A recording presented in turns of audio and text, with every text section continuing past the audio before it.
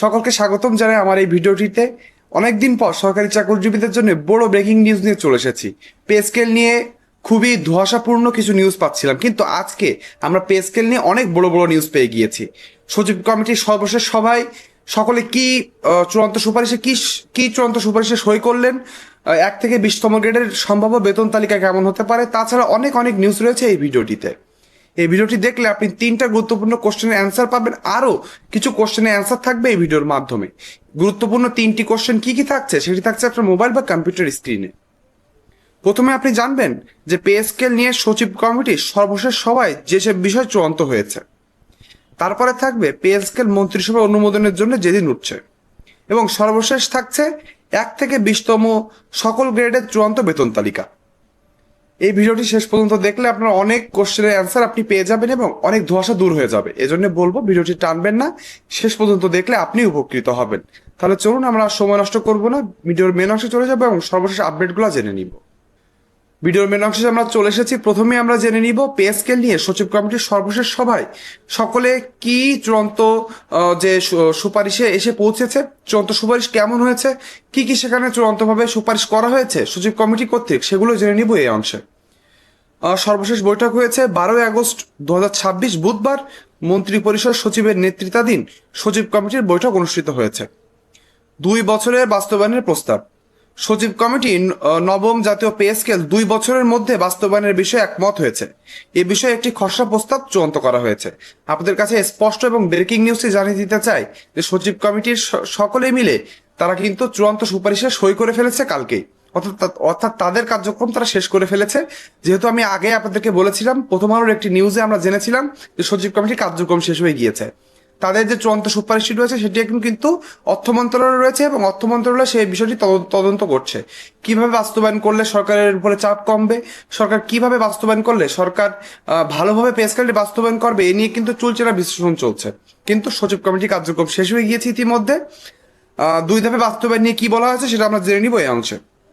কমিটির খসড়ায় নবম pay scale 2 ধাপে বাস্তবায়নের প্রস্তাব করা হয়েছে।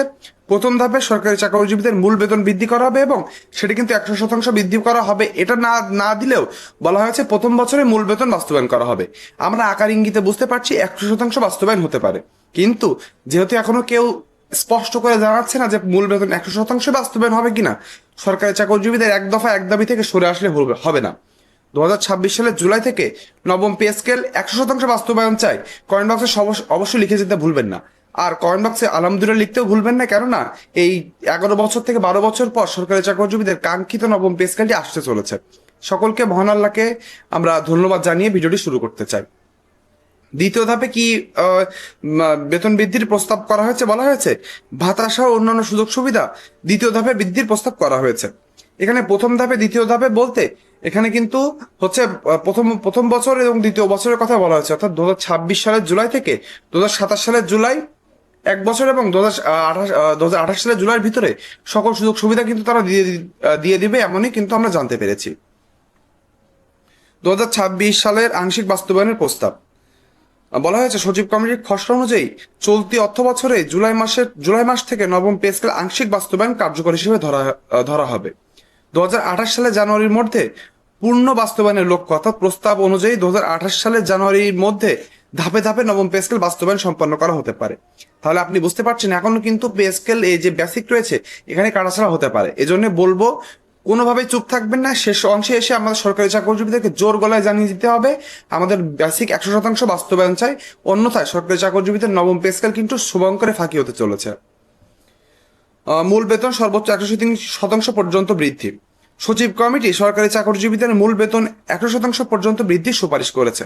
আপনারা ইতিমধ্যে জেনে গিয়েছেন, বিভিন্ন নিউজ পোর্টালে না জানলে আপনাদেরকে জানিয়ে দিতে চাই যে আমাদের জাতীয় বেতন কমিশন 2025 কর্তৃক যে চূড়ান্ত রিপোর্টটি ছিল সেখানে কিন্তু সর্বোচ্চ বেতন 144% এবং সর্বনিম্ন বেতন 100% বৃদ্ধির একটি চূড়ান্ত সুপারিশ করা হয়েছিল। কিন্তু শেষমেশ আমরা কি জানতে পারছি, আমরা জানতে পারছি সর্বোচ্চ বেতন 140% পরিবর্তে 100% এসে 100% সর্বোচ্চ বাস্তবায়নের কথা বলা হয়েছে। কেমন?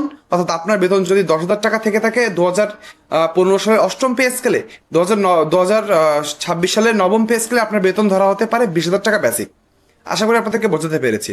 ভিডিওর এই অংশে এসে আপনি এখানে একটি ছবি দেখতে পাচ্ছেন, যেটি আমার ইউটিউব চ্যানেল থেকে যারা ভিডিও দেখে থাকেন তার শতকরা 80% মানুষ আমার ইউটিউব চ্যানেলটিকে সাবস্ক্রাইব করে না। আপনাদের কাছে অনুরোধ করব যে অবশ্যই আমার ইউটিউব চ্যানেলটি সাবস্ক্রাইব করে দিবেন। আপনার একটা সাবস্ক্রাইব আমার এই পে স্কেল নিয়ে ভিডিও বানানোর অনুপ্রেরণা শতগুণে বাড়িয়ে দেয়। আপনার কাছে আরেকবার বলবো, যারা এখনো সাবস্ক্রাইব করেননি, নিজেদের ছোট ভাই, নিজেদের কলিগ এবং নিজেদের সহযোদ্ধা মনে করে আমার ইউটিউব চ্যানেলটি অবশ্যই সাবস্ক্রাইব করে দিবেন। অন্যদিকে আরেকটি ছবি রয়েছে, যেটি আমার ফেসবুক পেজের। ফেসবুক পোস্ট, গ্রুপস বা রিলস থেকে যারা পে স্কেল সংক্রান্ত সকল আপডেট সবার আগে পেতে চান ফেসবুকে, তারা আমার ফেসবুক পেজটি ফলো করে দিবেন। ফেসবুক পেজটি ফলো করলে কি হবে, আমি যখনই কোনো নিউজ বা পোস্ট আপলোড করব ফেসবুক পেজে, সেটি সবার আগে আপনার সামনে চলে যাবে। বলা হয়েছে যে সব গ্রেডে একই হারে বেতন বাড়বে না। গুরুত্বপূর্ণ বিষয় হলো, সব গ্রেডের জন্য একই হারে বেতন বৃদ্ধির প্রস্তাব করা হয়নি। গ্রেড ভেদে বেতন বৃদ্ধির হার আলাদা হবে। এখানে একটি বিষয় রয়েছে যে, ধরেন আমি বললাম সর্বোচ্চ 100% পর্যন্ত, কিন্তু সর্বনিম্ন গ্রেডে অর্থাৎ 8,250 টাকাকে 100% করে বাস্তবায়ন করলে আসতেছে 16,500 টাকা। এই 16,500 টাকা কি আদেও সরকারি চাকরিজীবীদের জন্য যথেষ্ট? আমি মনে করি না। আমি মনে করি নিম্নতম গ্রেডের সরকারি চাকরিজীবীদের 20,000 টাকা রেখেই বাস্তবায়ন করা হবে। উচ্চতর গ্রেড অর্থাৎ 13 থেকে 14 থেকে এবং 1 থেকে 13 থেকে 14 পর্যন্ত কিন্তু দেখা যাবে যে 100% বেতন বৃদ্ধি করা হবে, কিন্তু নিচের দিকের গ্রেডের জন্য একটু আলাদাভাবে সুযোগ সুবিধা বৃদ্ধি করে সরকারি চাকরিজীবীদেরকে নবম পে স্কেল উপহার দেওয়া হতে পারে, এমনই কিন্তু সংশ্লিষ্ট সূত্রের মাধ্যমে আমরা জানতে পেরেছি। নিম্ন গ্রেডের তুলনামূলক বেশি সুবিধা, যেটা আপনাদেরকে বলেছি। সচিব কমিটির প্রস্তাব অনুযায়ী নিম্ন গ্রেডের কর্মচারীদের বেতন তুলনামূলক বেশি বাড়ানোর সুপারিশ করা হয়েছে, অর্থাৎ উচ্চ গ্রেডের তুলনায় নিম্ন গ্রেডের কর্মচারীরা বেশি হারে বেতন বৃদ্ধির সুবিধা পাবেন। চূড়ান্ত সিদ্ধান্ত এখনো হয়নি। সচিব কমিটি তাদের প্রস্তাব ও খসড়া চূড়ান্ত করলেও এটি এখনো চূড়ান্ত পে স্কেল নয়। মন্ত্রিসভা প্রস্তাবটি পর্যালোচনা করে চূড়ান্ত সিদ্ধান্ত নেবে। এখানে সব থেকে বড় মাস্টার স্ট্রোক সরকার খেলেছে। সরকার বলতে চেয়েছে সচিব কমিটির কাছ থেকে তারা সুপারিশ নিবে, কিন্তু তারা মন্ত্রিসভা ক্যাবিনেট বৈঠকে তারা যেটাকে অনুমোদন করবে সেটাই চূড়ান্ত আকারে পে স্কেল হিসেবে গ্যাজেট আকারে প্রকাশ হবে। তার মানে এখনো কিন্তু এটা 100% ঠিক হিসেবে ধরে নিতে পারবেন না। দেখা যেতে পারে 16,500 টাকা রেখে সচিব কমিটি সুপারিশ করেছে সর্বনিম্ন গ্রেডে 20,000 টাকা, 20 নম্বর গ্রেডে 16,500 টাকা রেখে তারা সুপারিশ করেছে। মন্ত্রিসভায় যাওয়ার পরে মন্ত্রিসভারা মনে করছে যে না, 20,000 টাকার নিচে আনলে হবে না, 20,000 টাকা মিনিমাম রেখে এটা বাস্তবায়ন করব।